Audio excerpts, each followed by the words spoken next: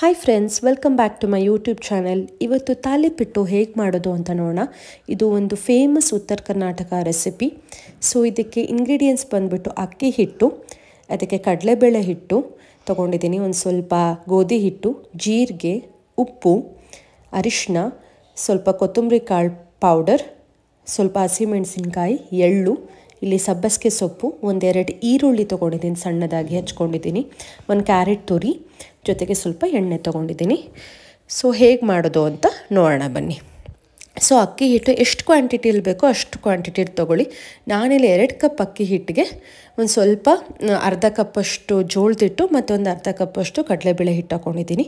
ಜೊತೆಗೆ ಎಲ್ಲ ಏನೇನು ತೊಗೊಂಡಿದ್ದೀನೋ ಅದೆಲ್ಲ ಹಾಕ್ಕೊಂಡು ಮಿಕ್ಸ್ ಮಾಡ್ಕೊತಾ ಇದ್ದೀನಿ. ನೀವು ಬೇಕಿದ್ರೆ ಇದಕ್ಕೆ ಜೋಳದ ಹಿಟ್ಟು ಕೂಡ ಹಾಕೋಬೋದು. ಆಮೇಲೆ ನಾನಿಲ್ಲಿ ಬರೀ ಸಬ್ಬಸಿಗೆ ಸೊಪ್ಪು ತೊಗೊಂಡಿದ್ದೀನಿ, ನೀವು ಬೇಕಿದ್ರೆ ಮೆಂತ್ಯ ಸೊಪ್ಪು ಕೂಡ ಹಾಕೋಬೋದು. ಇದೊಂಥರ ತುಂಬ ನ್ಯೂಟ್ರಿಷಿಯಸ್ ರೆಸಿಪಿ.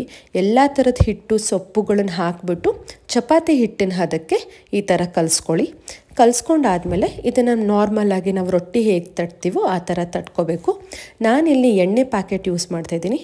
ಈ ಎಣ್ಣೆ ಪ್ಯಾಕೆಟ್ ಯೂಶ್ವಲಿ ಮನೇಲಿರುತ್ತೆ, ಅದರಲ್ಲೇ ತಟ್ಕೋತಾ ಇದ್ದೀನಿ.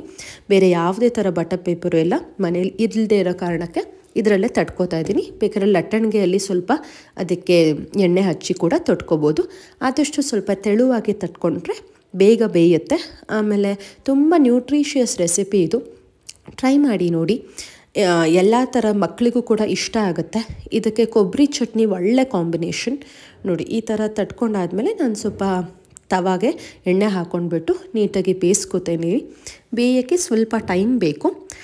ಈರುಳ್ಳಿ ಅದೆಲ್ಲ ಹಾಕಿರೋದ್ರಿಂದ, ಕ್ಯಾರೆಟ್ ಎಲ್ಲ ಇರೋದ್ರಿಂದ ಸ್ವಲ್ಪ ಟೈಮ್ ತೊಗೊಳುತ್ತೆ. ನೋಡಿ ಈ ಥರ 2 ಕಡೆ ನೀಟಾಗಿ ಬೇಯಿಸ್ಕೊಂಡ್ರೆ it is ready to serve.